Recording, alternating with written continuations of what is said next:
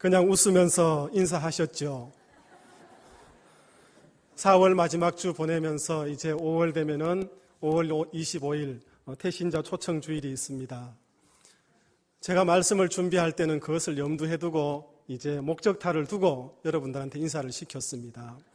오늘 이 시간에는 바울의 환상이라는 제목으로 하나님의 말씀을 선포하겠습니다.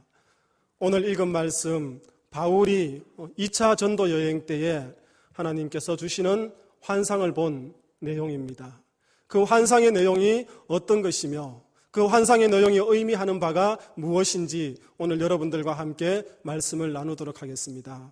바울의 환상 첫 번째, 바울은 예수님의 영을 보았습니다. 여기서 예수님의 영을 보았다는 것은 바울이 복음을 전하는 모든 길 가운데에 성부 하나님, 성자 예수님, 성령 하나님께서 함께 하셨다는 것을 이야기해 줍니다. 여러분 본문 6절, 7절 말씀을 함께 읽도록 하겠습니다. 6절, 7절입니다. 성령이 아시아에서 말씀을 전하지 못하게 하시거늘 그들이 프르기아와 갈라디아 땅으로 다녀가 무시아 앞에 이르러 비두니아로 가고자 애쓰되 예수의 영이 허락하지 아니하는지라. 이 두 절 말씀 속에 성령님이 나오십니다. 그리고 예수의 영이 나옵니다.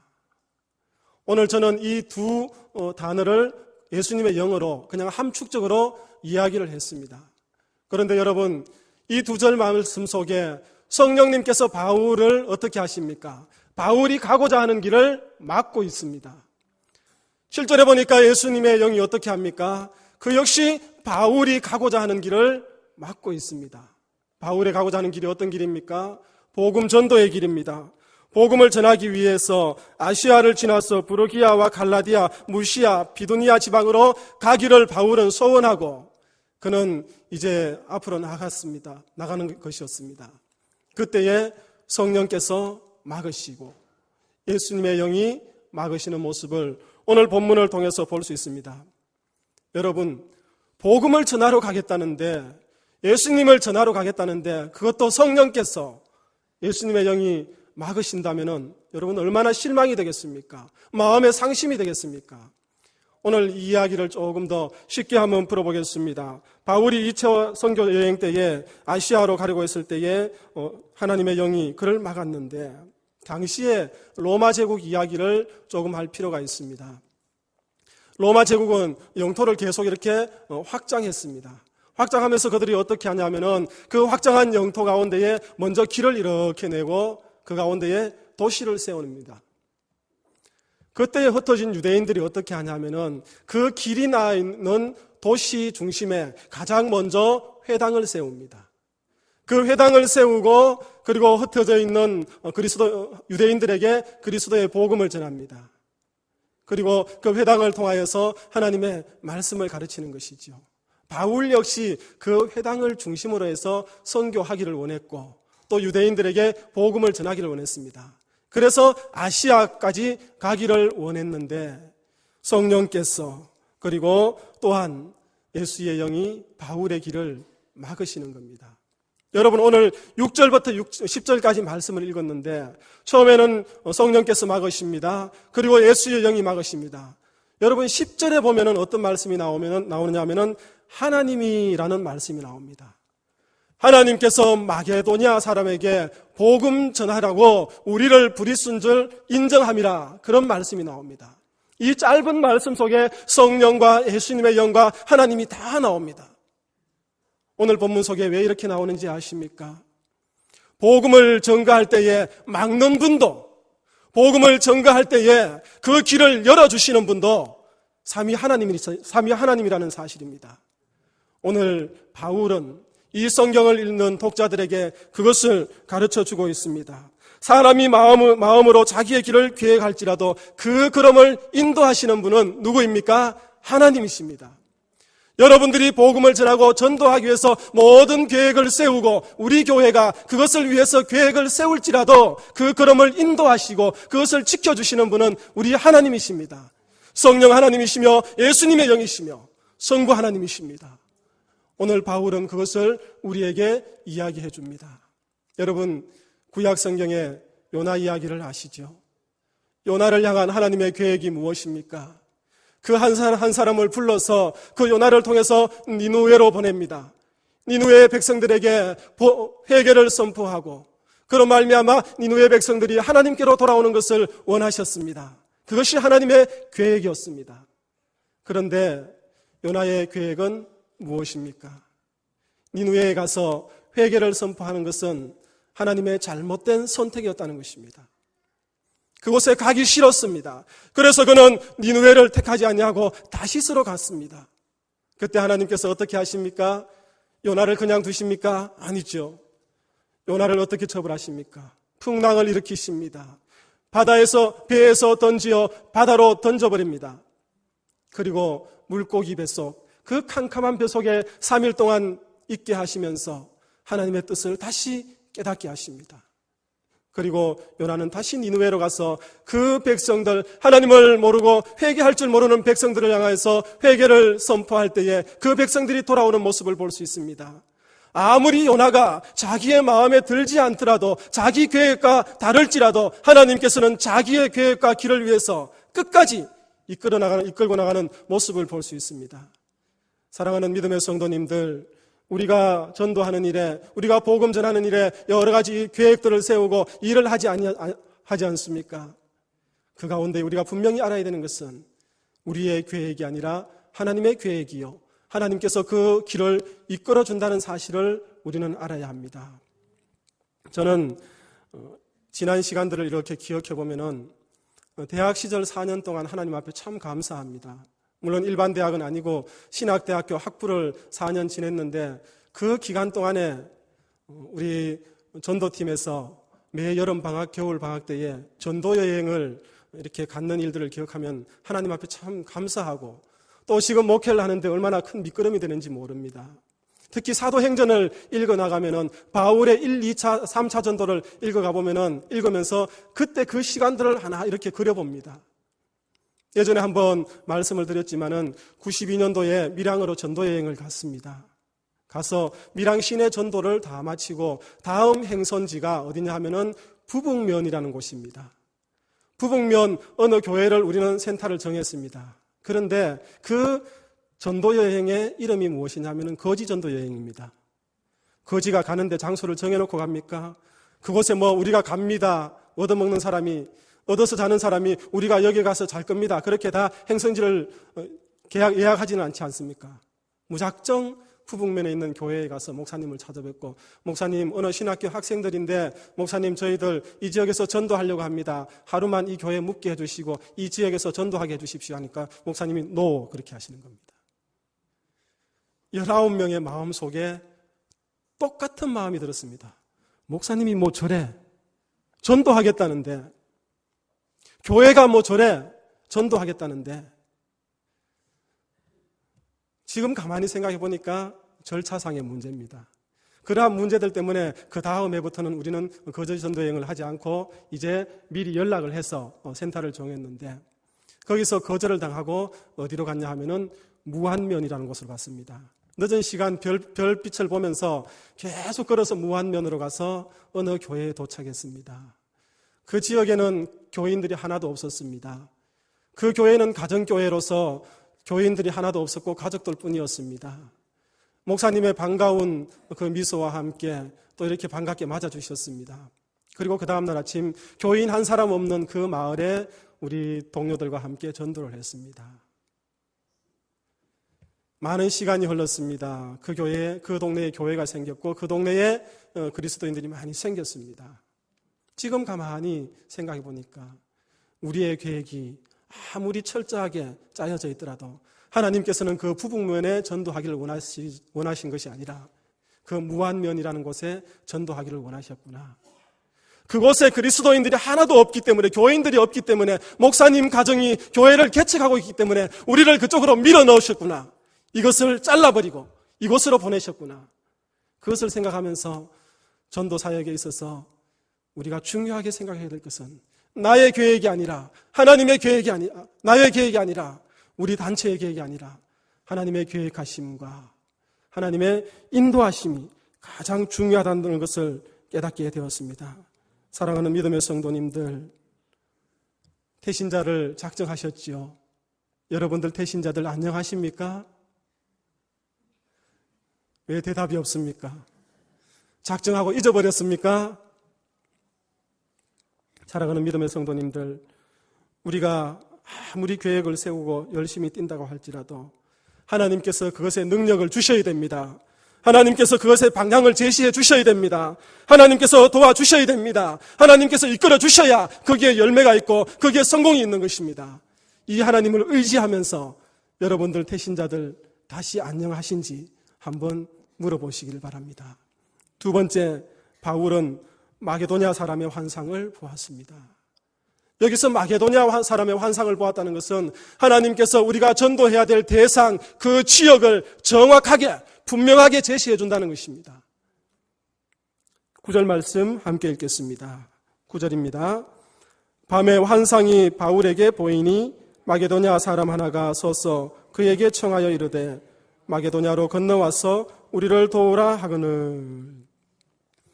바울이 아시아로 가는 것이 길이 막혔을 때에 어디로 내려갔냐 하면은 이제 드로아 지역으로 내려가게 됩니다. 그러니까 이제 마게도냐와 가깝죠. 가깝고 이제 유럽과 이렇게 근접한 지역인데, 여러분, 그 드로아 지역에서 바울이 피곤한 몸을 이끌고 잠을 잘 때에 하나님께서 바울에게 환상을 보여주십니다. 어떤 환상입니까? 마게도냐 사람 한 사람이 손짓하면서 건너와서 우리를 도와주십시오. 그 환상을 보게 됩니다.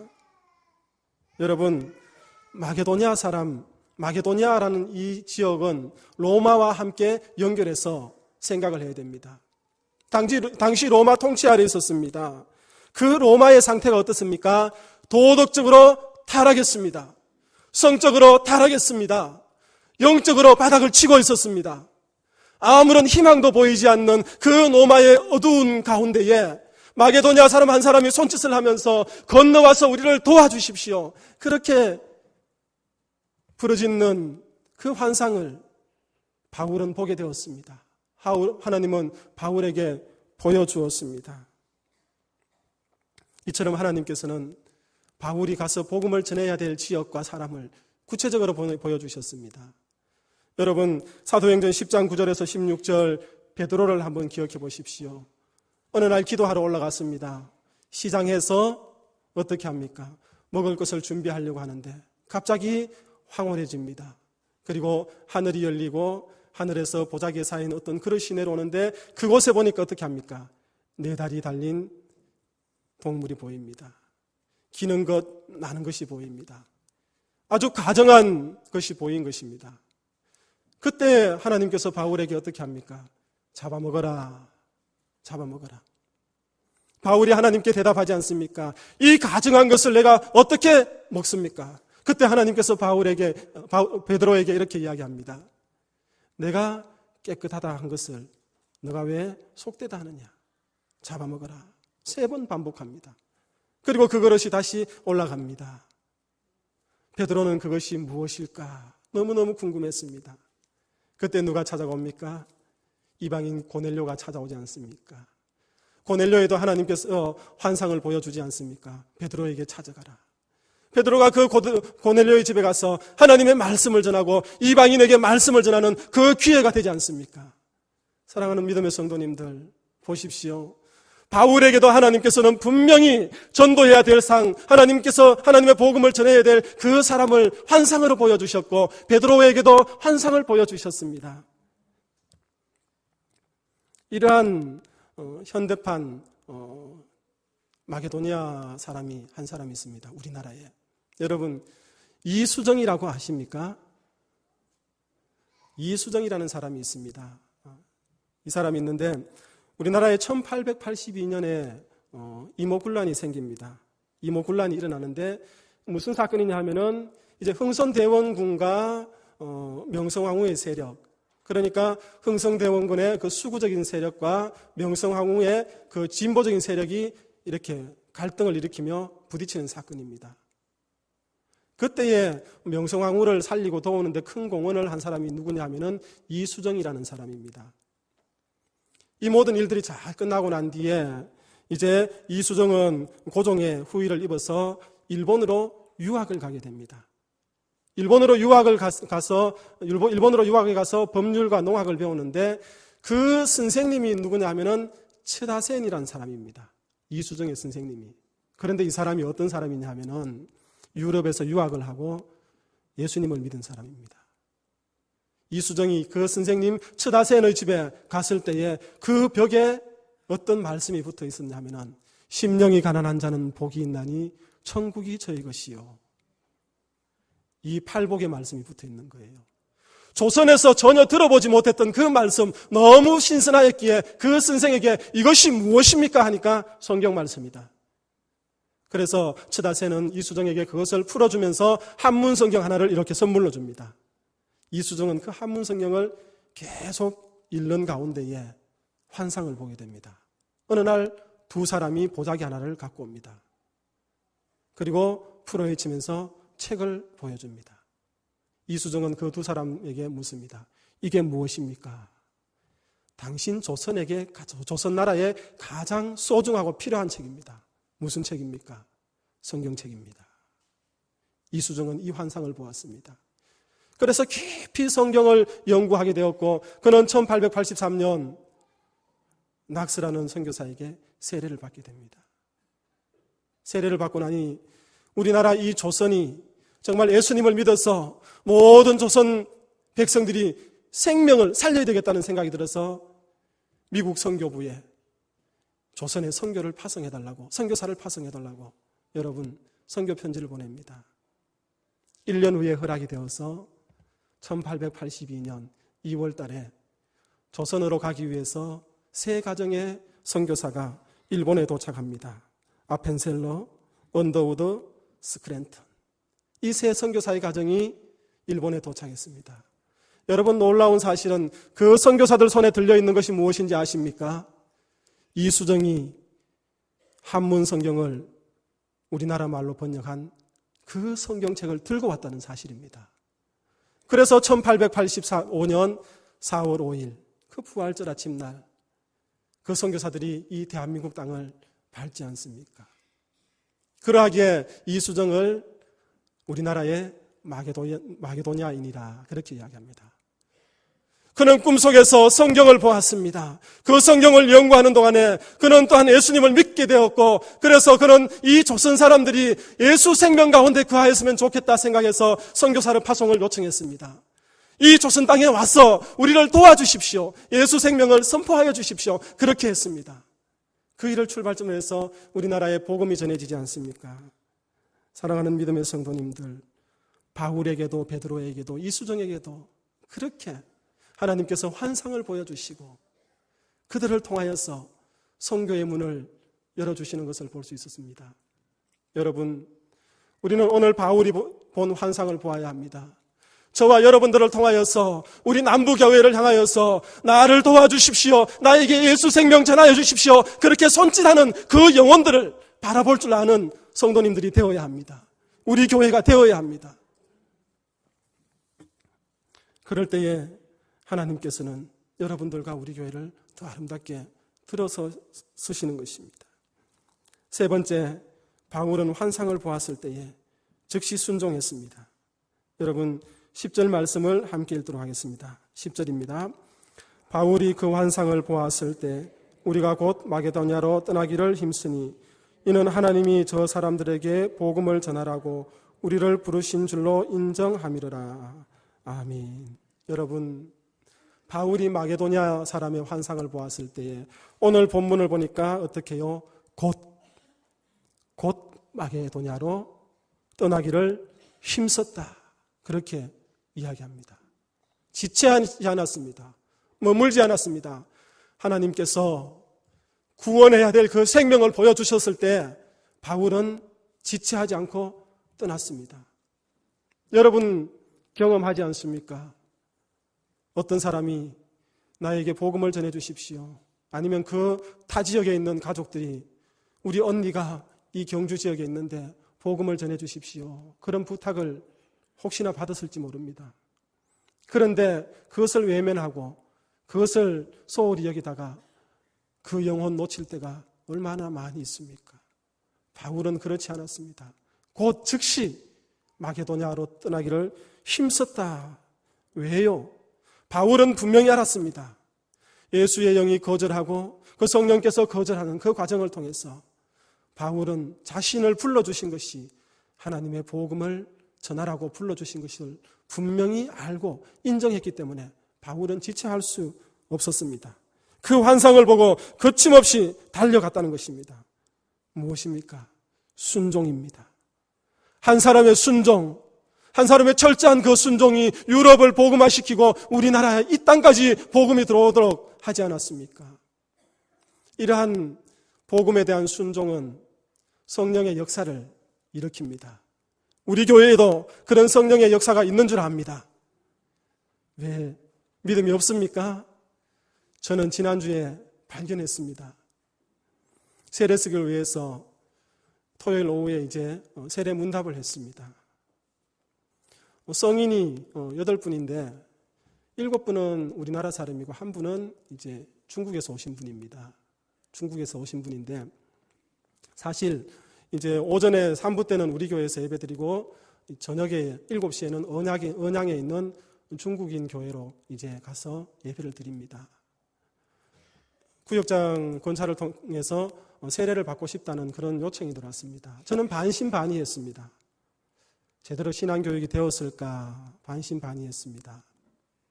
저는 중국말도 안 되기 때문에 그래서 일단 담임 목사님의 허락을 받고 중국인을 이제 세례 문답을 하기 위해서 사무실로 오라고 했습니다. 그리고 중국어 하는 사람을 또 이렇게 옆에 한 사람 두고 통역을 했습니다.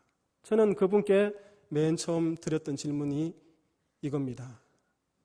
하나님은 어떤 분이십니까? 그랬더니 한국말로 아니고 중국말로 했겠죠.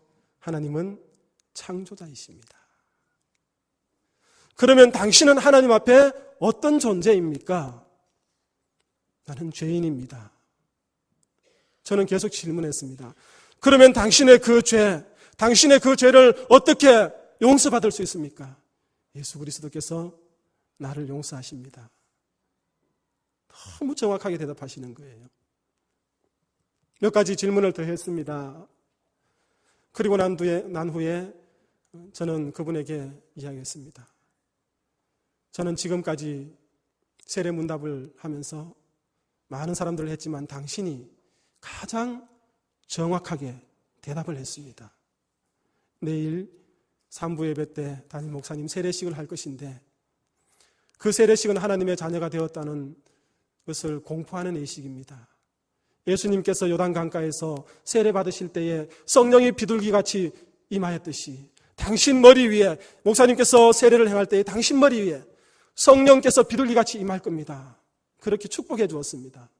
그런데요, 그분의 눈시울이 뜨거워졌습니다. 너무너무 감격해합니다. 여러분들에게 그러한 열정과 그러한 감격과 그러한 뜨거움들이 지금 있습니까? 그 모습을 보면서 우리 교회 나온 지 4년이 되었는데 한국말도 잘 알지 못하는데 그 예수님을 너무 정확하게 알고 하나님을 너무 정확하게 알고 자기의 존재를 너무 정확하게 하는 저 사람을 바라보면서 분명히 저 사람을 인도한 그 사람을 또한 생각하게 되었습니다.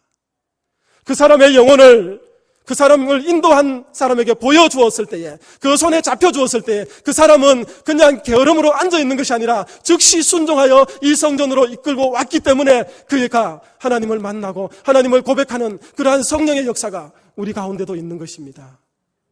사랑하는 믿음의 성도님들, 하나님께서 저와 여러분들에게 우리 교회에 그러한 마게도니아와 같은 사람, 그러한 영혼들 많이 보여주십니다. 그러한 환상들 보시기를 바랍니다. 그리고 놓치지 마시기를 바랍니다. 그들을 향하여서 즉시 순종하여 예수 그리스도의 복음을 선포하며 예수 그리스도의 그 삶을 여러분들 전하시기를 바랍니다. 전도는 행사가 아닙니다. 전도는 프로그램이 아닙니다. 이벤트가 아닙니다. 전도는 주님께서 우리에게 주시는 명령입니다. 그 가운데 베풀어 주시는 성령의 역사가 있습니다. 그러할 때에 여러분들의 삶의 지경뿐만 아니라 우리 교회의 지경과 이 민족의 지경이 더 넓어질 줄 믿습니다. 기도하겠습니다.